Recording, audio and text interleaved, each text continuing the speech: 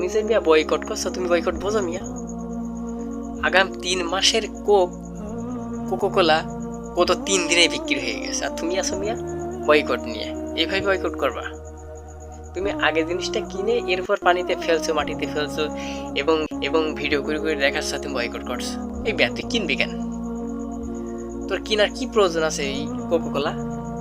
তুই যেটা বয়কট করবি সেটা তুই কিনবি কেন? তোর কোন দরকার তুই কিনবি এটা আমার বুঝি। তোর লজ্জা নেই? তোর শরম নেই? তোর কেনারই দরকার নেই। যেটা তুই বয়কট করছিস সেটা তুই কি মানে কেনার প্রশ্ন আসবে কেন?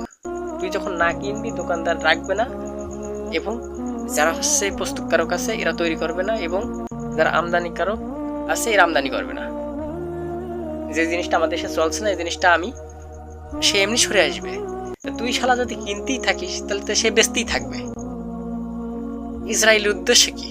এই মিয়া, ইসরায়েলের উদ্দেশ্য হচ্ছে এই জিনিসটা সেল করা। তুই তো কিনছিস, ও সেল করছে, তুই কিনছিস। এর ভিতরে তোর হচ্ছে বয়কটের কি আছে?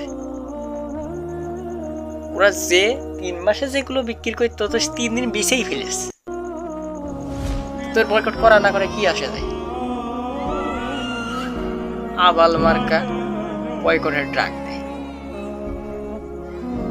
কিনবি না তো তুই, বয়কট কি আছে? কোক, 7 আপ, ফান্টা, মান্টা, ওই কোকোকোলা, যা আছে, সানজিল শ্যাম্পু, সাবান, লাক্স সাবান, লাক্স, এসব জিনিস যেগুলো ইসরায়েলি পণ্য বাটা, এগুলোর আশেপাশে আমরা যাবো না।